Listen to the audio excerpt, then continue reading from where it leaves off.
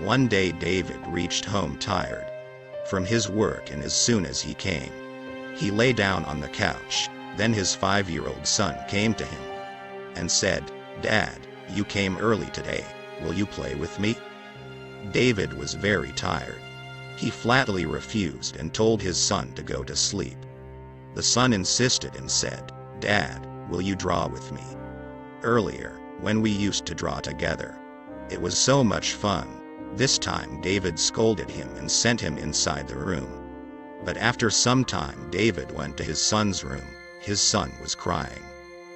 David put his hand on his son's head and said that, "Son, I was very tired, so I scolded you in anger. I am sorry." On hearing this, the son sat up from his bed and asked, "Dad, how much do you earn in an hour?" David said that, "I earn $50 an hour." While talking for a while, the son's eyes were filled with sleep and he fell asleep. The next day, David came home very late from work. When he got home, he found that his son was still awake. When David arrived home, his son said, "Dad, give me $25. David again scolded the son and said that, "I don't have money for your extravagant expenses. I know that you must have seen a toy in the market and are thinking of buying it." His son again insisted and said, "Dad, please, give me $25.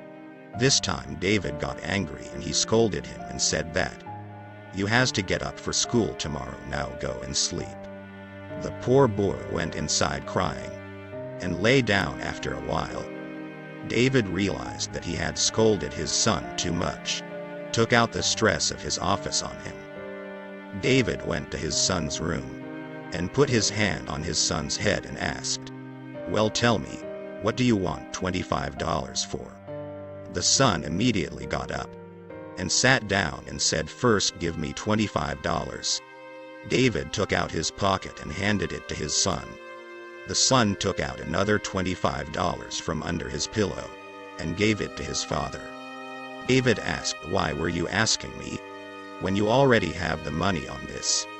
To this his son very innocently replied that, "Dad, you earn $50 an hour. So keep this $50 income an hour earlier from your work tomorrow, so that we can both draw together." Tears started flowing from David's eyes on hearing this, and he hugged his son. That day David realized what he had lost in the hustle and bustle of life.